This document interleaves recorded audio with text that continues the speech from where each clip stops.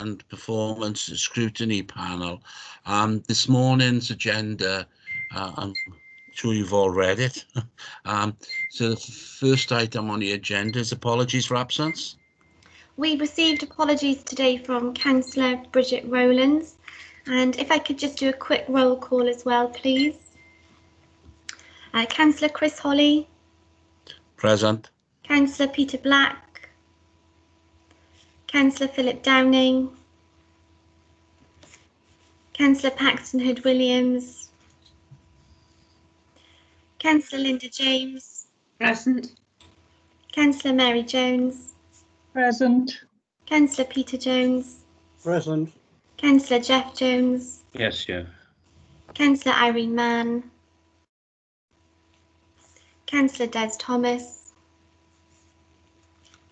And Councillor Louise Gibbard. Yes, present. And the invited officers today, Adam Hill. Present. And Joanne Portwood. Okay. Is there anyone here I've not called today? Okay, thank you very much. Okay. Right, then we come on to disclosures of personal and prejudicial interests. Has anyone or any officers have any interest? I think I have, Chris. At least I'd welcome judgment on that. I'm a committee member of one of the organisations that's part of the Grand Theatre Culture and Digital Hub. And my wife, in fact, is chair of one of the organisations that make up the hub.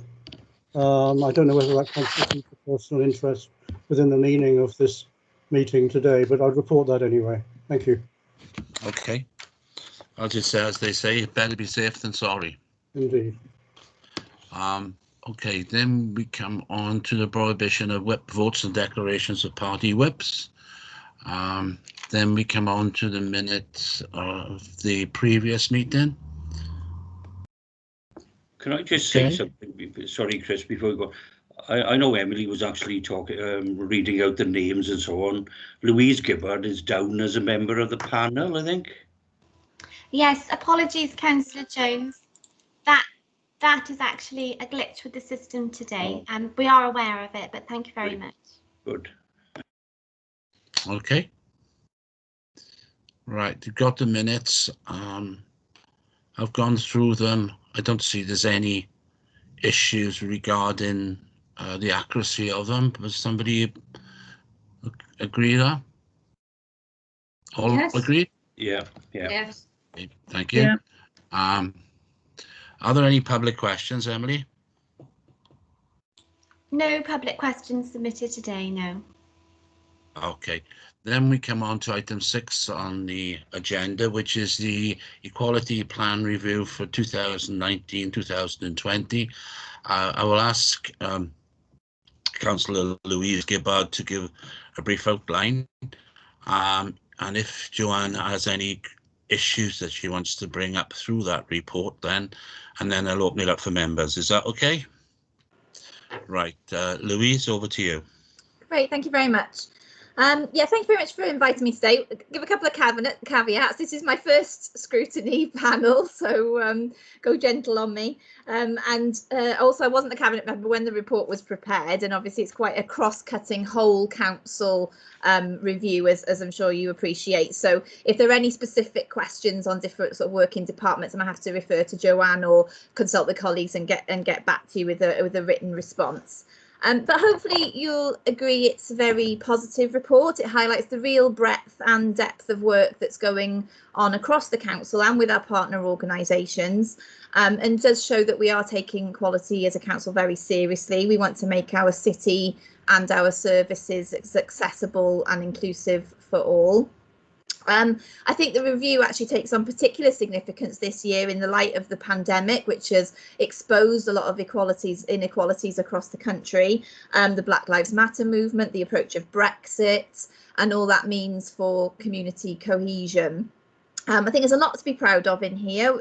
You can see some excellent case studies showcasing a range of events, the ongoing work of our equality reps in each department, liaising with our equality forums, our ongoing commitment to the United Nations Convention of the Rights of the Child, work with older people, particularly LACs, the local area coordinators, who've really come into their own this year. And of course, our corporate commitment to tackling poverty, which is obviously one of the most significant inequalities facing our citizens. There are, of course, things to improve upon. For me, there's a significant one is the gaps in our data that we hold on our own staff, particularly, and people interacting with us. I mean, it's a very difficult one because when people are giving that equality data to us, it is voluntary. And often there can be a bit of suspicion. Why do you want that information? Why do you need to know if I'm what my race is, or my ethnicity, my sexuality, etc. But I think without it, it is very hard for us to see patterns. It is very hard for us to potentially in future report on things like a BAME pay gap or a disability pay gap. So that is something that we are aware of and are taking steps to improve. I also would like to see our engagement getting a lot better across the council, and to that end that we are developing a more co-productive approach. I think members of the Swansea Co-Production Network have been co-opted onto a number of our PDCs, Policy Development Committees. A new consultation strategy and co-production strategy are being written. And I think we really have learnt lessons from these annual reviews and the last strategic equality plan, and brought that into the writing of the new strategic equality plan, which is a lot more linked to our corporate plan. The objectives are a lot more cross-cutting, and we're ensuring that those are a lot more integrated into department service plans going forward. So that's all I wanted to say by way of an introduction. As I said, I hope it has. It's a very detailed report, and there's a very detailed sort of action plan going along with it, showing progress against specific objectives. So don't know if Joanne or even Adam wanted to come in, and I'm happy to take any questions. Joanne, would you like to make any comments? No, I think Louise has given a very sort of good introduction, very sort of broad introduction, because it is a very cross-cutting plan, really. So maybe it's a case of councillors picking up particular questions within it. Okay, Adam? No, I'll echo those same views, thank you. Okay, I'm going to open it up for members. Councillor Mary Jones? Yeah, thank you, and thank you, Louise. You did very well, I must say. It's only one small question, really. The comment, as you said, it's a very, very far-reaching report, and it's very cross-cutting, and it took a great deal of reading. But when you're in your case histories, could somebody provide us with the names of the schools that took part in the school swap? I am quite interested to see what kind of cross-section of schools that were used, and if possible, the partner authorities that actually gave us the swap. But really, I was more interested in the Swansea schools. Yeah. Thank you. I don't know that one. That's one I'll have to look Yeah. up and get back to you. I didn't expect you to have it at your fingertips. Okay, then we have Councillor Jeff Jones. Yeah, thanks. Yeah, it was a big report, actually. Yeah, I agree with you with regards to the voluntary information. You actually say there are steps to improve actually getting this information. You know, what sort of steps are we actually talking about?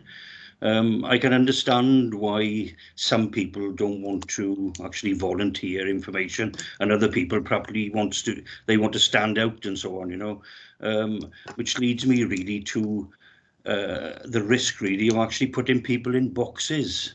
You know, I'd be a little bit wary about that. So, you know, what steps are you actually taking to improve, and what sort of assurance are you going to give people that their information will be used properly? Do you want me to answer that now, or come back after all the questions? I think it'd be better if you answer them as you go along, Louise. Yeah, no problem. I think as it outlines in the report, there is a new sort of a data management system. Adam probably knows more about that than I have, which will be very useful for sort of drawing that information down. We are working with HR, as you might know, we've establishing a new strategic equalities board, which is obviously going to be driving forward some of these objectives and working out what we can do. I mean, in particular, I understand what you're saying about putting people in boxes. To a great extent, it is anonymised data, so it's more about looking at figures across the authority rather than specific people. We wouldn't necessarily drill that down and say, you know, what one person is. And but you're right. I mean, I think we do need to recognise that people have multiple identities, and you know, that intersectionality that of gender and race and ethnicity and sexuality, etc. So but I think it is really important that we do sort of win that argument with our staff and with our service users about why it is important we have that information, because we don't know, if we don't know who people are, we don't know if we are discriminating or not against them, because often it's not direct discrimination, it's indirect or sort of structural things, which I'm sure we're not doing and we don't want to do, but there may be instances and it needs to be tracked and looked at. So yeah, I understand what you mean about not sort of, we don't want to tokenize anybody, but we do really need that information.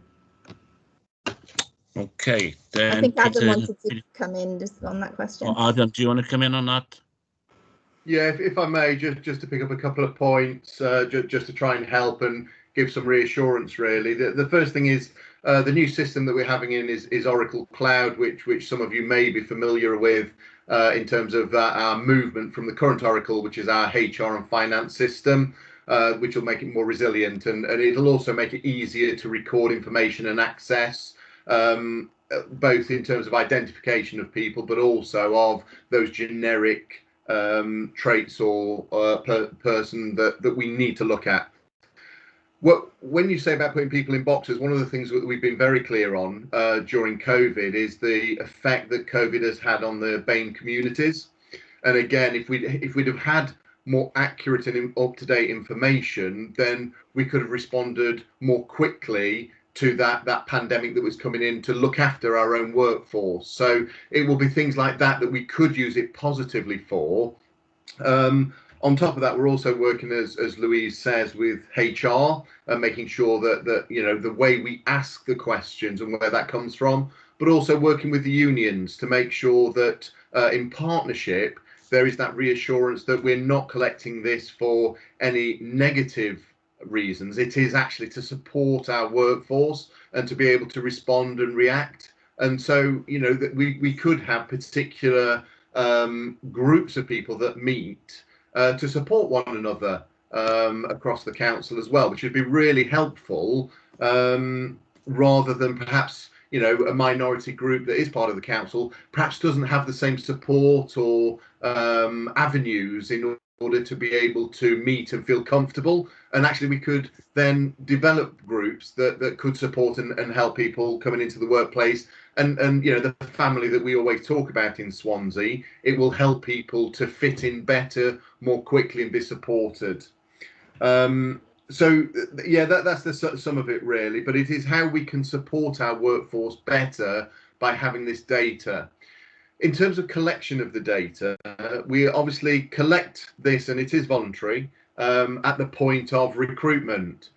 Quite then, after that, we don't purposefully then collect again at any period during. So you could have been here for 10 years. We collected your information when you were first set on with us, but 10 years later, you might be more happy to share that you're from a BAME background or LGBTQ or whatever it is, because you might be more comfortable now in that space of the organisation.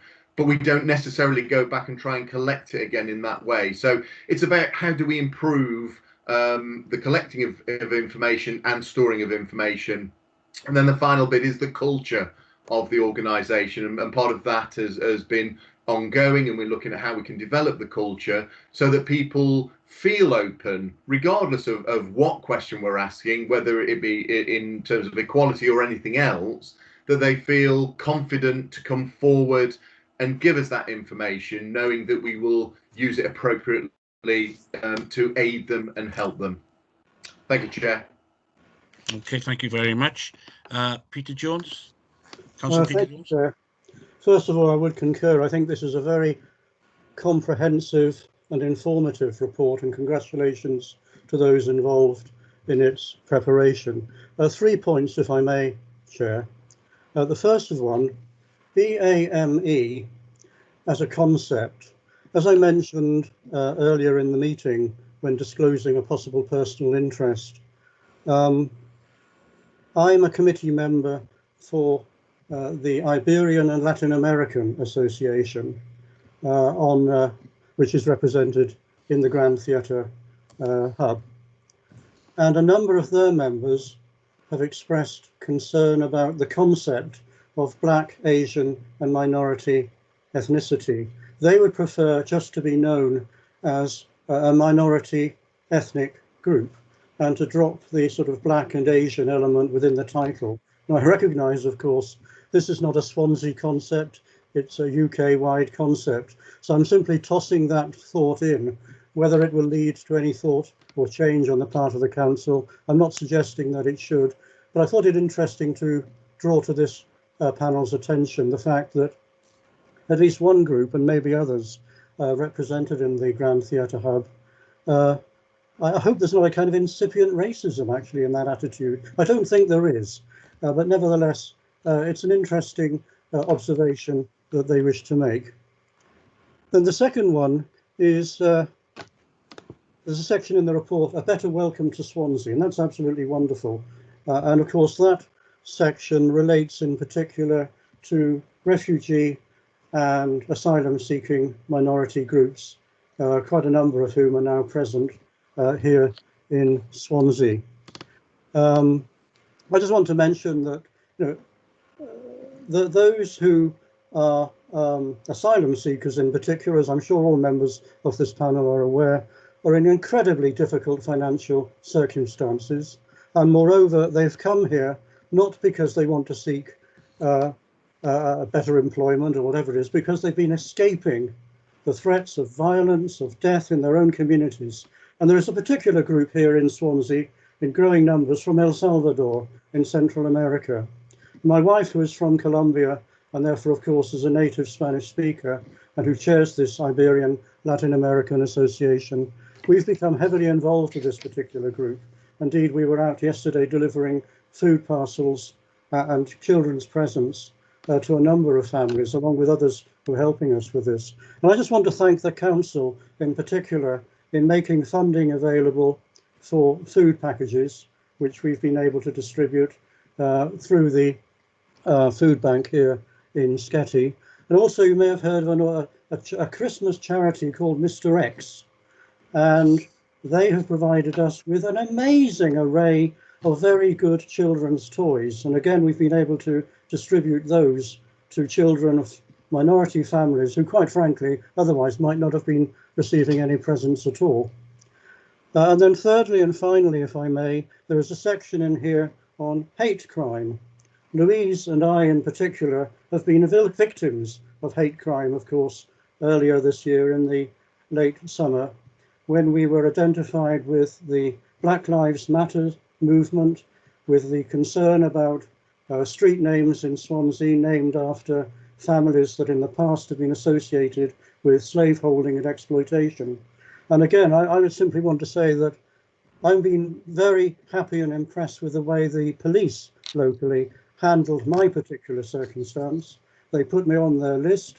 I was monitored every other day or so because of the threats that have been levelled against me, the behaviour of a particular group, I think we all know who they are, here in Swansea, who were quite literally harassing me. And again, therefore, that is an issue that I'm very happy that the council recognises with others and is dealing with in a sensible way. That's all I want to say, Chair. I think it's an excellent report, and thank you for listening to me. Thank you. Sorry. Louise, do you want to answer those? Respond on the first point, perhaps specifically about.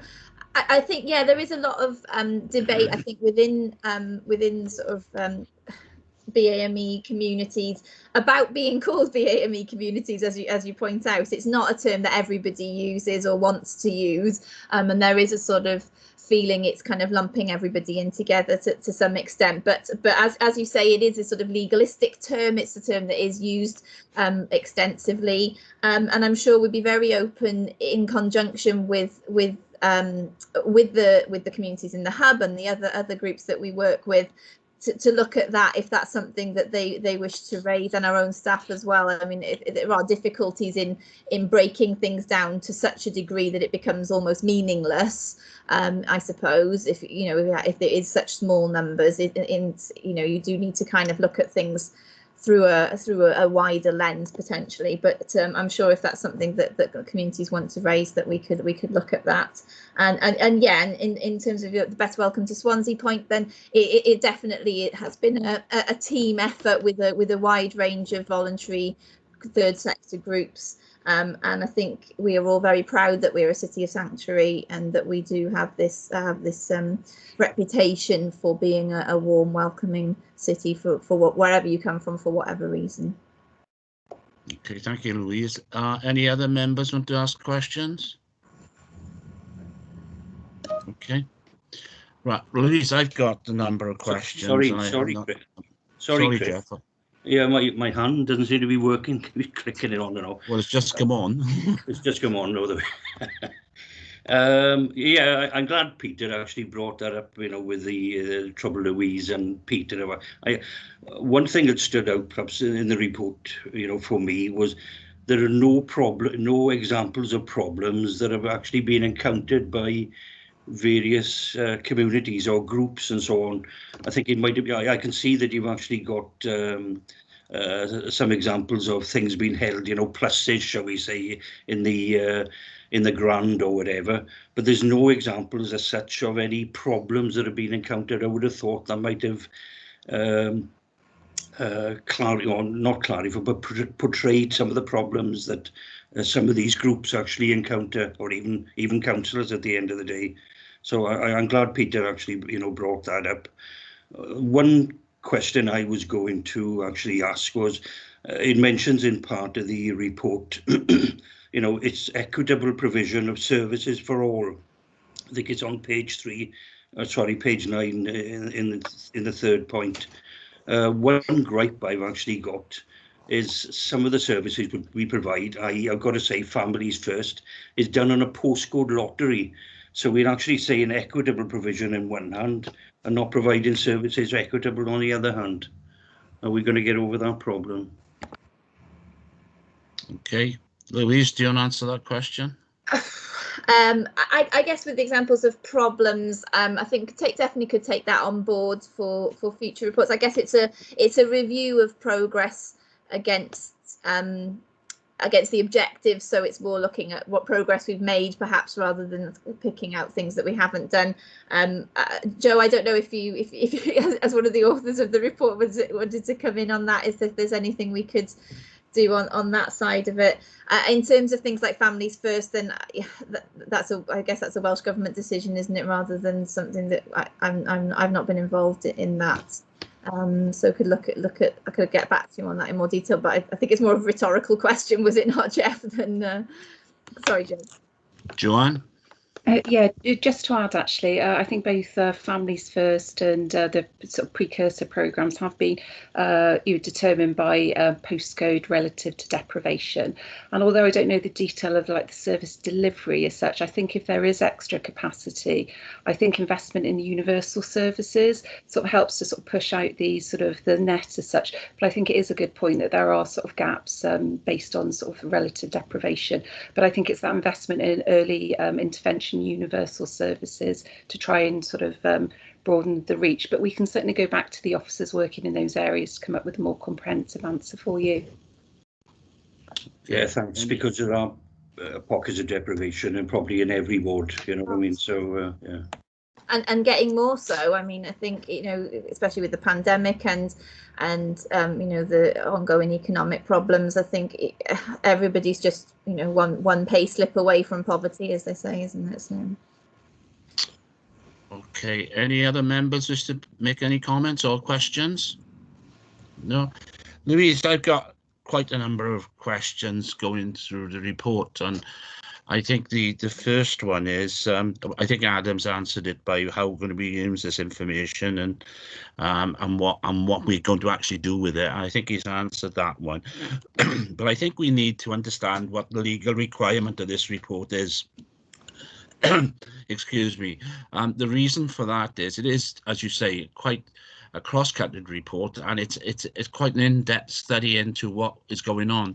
And I think it would help members, and probably if any of the public are ever going to listen to this, I think we need to understand what the legal requirement is, because it is a substantial report, and I think we need to understand, and we need to the public need to understand why we are doing that. Okay, that's the first question. Do you want to answer that one before we go on? Yes, I mean just in the sense that it is a legal requirement that we produce the strategic equalities plan and then we report on it. Joanne, is that correct? I don't want to give any incorrect information. I've only printed off the whole report. I've not got the sort of cover bit. Is there a bit on that on the legal background? I don't know. Joe, if you could give a bit more, but we can definitely make that point clearer in future reports. Yes. I mean, the local authority has got a requirement under the Equality Act, and there's specific duties in terms of reporting every year and developing a new strategic equality plan. But I think you're right. Maybe it's the way in which it's written. It's quite legalistic. So maybe it's a case of, developing the language to make it clearer to people exactly what the legal duty is. Okay, Adam. Thanks. Yeah, it's covered under 1.1 really, which is the public sector equality duty, and reflects the annual reporting that we've got. So there is a duty on the council to ensure that this comes through since 2011, and we have to show what steps we are taking. So although it's picked up there, I think what would probably be useful is as we go through the report, what is actually as part of that duty and what is part of what we want to do.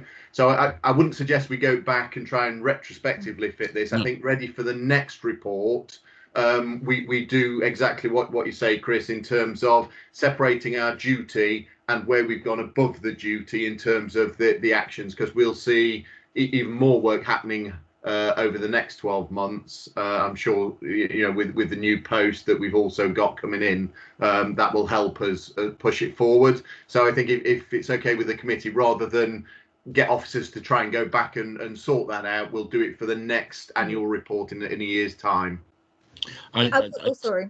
Sorry, Peter, Louise, did you want to say something? I could just add as well, I think with the public sector equality duty, it does cover so much, because it also covers, there's also a duty to sort of promote good relations in a way as well, which is very sort of woolly, but that's what it does, give us an opportunity to go above and beyond the sort of basic legal requirements. And I think that's something we definitely all would want to do, and we really want to share in our reviews and our reports, just to kind of highlight the hard work that the council is doing.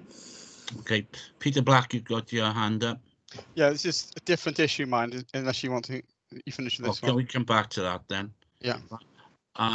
So I have no intention to ask anyone to change the current report, but I think it's a learning. This is the reason we have scrutiny is so that we can carry on and develop and learn from what the previous reports are, and this is the one I think we need to do it. There is a cost benefit analysis that needs to be done as well. There's nothing down here about that, and I think there should be some. Right, Peter, do you want to come in now? Yeah, sure, thanks. Just on paragraph 5.3, equality impact assessments. Apologies for being late, by the way. I see a lot of these equality impact assessments on all the council reports as we should be doing them.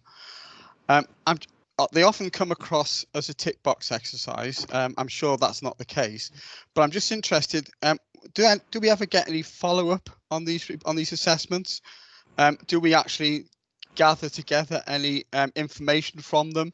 I mean, not everything we do is going to be perfect. We're going to obviously do something which is going to have a problem in terms of quality. Do we ever pick up those and follow that through? It just seems to me that if we don't do that, then they really are a tick box exercise. I think with sort of one of my other hats on, my previous scrutiny hat on, when I chaired the Equality Scrutiny Inquiry, this was one of the things we sort of picked up as part of that process. What do we do once the EIAs have been done? And they are supposed to come with action plans, and they do require monitoring. Obviously, all our departments are incredibly stretched resource-wise. The Access to Services Department look at all the EIAs and do try. I personally would like to see this as something that the new Strategic Equalities Board could pick up on moving forward, and it is an area for working on. Some of the equality groups who've liaised with us have said that they would like to see the EIAs have a bit more prominence, perhaps a separate bit on the website. There's things to look at in the ways that we can make the EIAs a more meaningful process. I don't think they are a tick box. I do think that all our departments do take them very seriously, and I think they are. I think they've even been highlighted as good practice in some other authorities. But this is a reflective, ongoing process, and I think it is really important that the EIAs reflect that as well. Adam, I think Adam wants to. Yeah, can I just come back before Adam comes in, if that's okay? Yeah. I think it's right that it is a resource issue. I understand that completely. We are, of course, now moving towards doing assessments in terms of the Wellbeing of Future Generations Act as well. So that's going to add to the resource implications for that. So clearly, I think we do need to consider whether there is enough resource to deal with that adequately. But then on top of that, the main issue, it seems to me, in terms of the equality impact assessment has got to be around the budget, because you can quite easily do an impact assessment for an individual report, say, for example, a skateboard park in Mumbles, should we transfer the land? What's the equality impact of assessment of that? But when you start doing a budget, you start doing the entire range of council for services. And at some stage, you're going to have to make difficult decisions. And, part of those difficult decisions is, for example, you might decide we're going to close down a day centre, or you might decide that we're going to amalgamate a school or something as part of that budget process. And at that point, you start getting issues with the equality impact assessment, because it starts throwing up negative implications. And that's the issue for me in terms of how you follow these through properly and how you counter those negative implications. That's the point I was trying to make, I think. And I would add to that as well, we need to look at that cumulative impact across the council. Small little impacts for different groups here and there could join up to a very big impact overall. So there's definitely work to be done there, and I think that we are addressing. I think Adam and Joanne would like to add to that. Yeah. Okay, I got Adam and Joanne. Adam first, please. Thank you. Yeah, it's work in progress, I think it's fair to say, and we're still trying to develop it further. It was a good point you made about the Future Generations Act. We're now adding in a Future Generations Act assessment also, that will be combined ultimately with the EIA, because we can't look at them in isolation. They're intrinsically linked in terms of both aspects. So we need to look holistically. I think, again, the point of looking further, it's the embedding into the services. The services need to take ownership. Having the EIA police, if you like, it isn't going to be helpful. What we really need to do is make sure that the owner of that report or that project truly takes ownership of the EIA and then follows that through to conclusion with support from the equality team, access to services and so on, rather than looking for the access to services team to do it for them. They're there as the consultants to advise and help rather than police. And what we really need to do is see that real shift, is that the EIA is taken seriously at the point of production, and then we get into the project. And I think what we need to make sure is throughout the project, it does come as part of the risk log, it comes part of the lessons learned, and sort of matures now into that whole project approach. But it has to be with the service that owns it, delivers it, monitors right the way through that process. Thank you. Hey, Joanne? Yeah, I was just going to mention, actually, work is underway to review the EIA process towards developing an integrated impact assessment, which Adam's just outlined, to take into account the Future Generations Act. but also the new socio-economic duty, which is due to be implemented in April next year, which is about ensuring that councils, ensure strategic decisions, that those with socio-economic disadvantage are taken into account, really. So that's all I wanted to add. Okay, thank you. Anyone else? My final point, Louise, is I consider probably the most important reason for equality and for all the various acts that come out, and that is on 5.7, page 13, community cohesion. My own opinion, and I think many other people's opinion, is that should be top. That should be the first item that comes in the Equalities Act, regardless of colour, creed, disability, whatever. As community leaders, we are responsible for community cohesion, and I think that should be the guiding light of any equalities action. So what I would ask you is to at some stage using community cohesion as the, if you like, the touchstone for equality, because wherever we live, whatever organization we belong to, wherever we are, we should have community cohesion as our guiding light, because as we've seen what's happened with Brexit and the way in which people have acted from both sides, exit and the leavers and the stayers, and then we've seen what's happened in America with some of the worst reactions with Black Lives Matters and what have you. It is really our role to be community cohesion leaders, and I think that's the point that I would like to make, that this report should actually highlight that issue. Equality is about cohesion and involving everyone, and I think that is the primary reason that we should have it. And I would ask that if you would consider that in future, when these reports are issued, apart from the legalistic thing, that we put the main priority is community cohesion. Thank you. Yeah, definitely. Well, I'm willing to take that on board for, and I think we all want our communities to be strong, safe, cohesive for everybody in them. The only sort of concern I would have is that, even with the most outwardly appearing cohesive communities, there might be individuals within that who are not having such an easy time, and which is why we need to look at things through the sort of the human rights lens, perhaps, and the equality end. But definitely take on board those comments. What we discovered during this pandemic, and I know that Peter and Mary and many other councillors have been involved in local communities and food banks and what have you, yourself has been involved.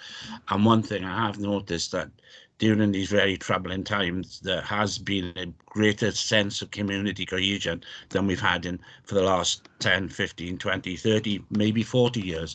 And I think we should build on that. And I think this is one of mainly the main report that can do that. And I would urge you to think about doing that, because it would be a huge step forward in the way dare I say it, the way people act to one another, which will change completely if we have more cohesion within our communities. Okay. Any other comments or questions? Okay, well, can I thank you, Louise? Can I thank you, Adam and Joanne, for bringing this report to us, and thank members for their comments and their questions. Okay, thank you all very much indeed. Now we go on to item 7 on the agenda, which is the letters. Any questions or comments on them? No? Okay, right then, the next item on the agenda. My hand didn't go up quick enough. Oh, sorry, go on. It's only asking, I know the leader's letter says it's the 16th, we need a response, but I wondered if anything had actually come in today. I know it's the 14th today, but I wondered if there was something, knowing that we had a meeting. No, we've had no response on this yet. Okay. Okay. Right, I think that's it. And then the last item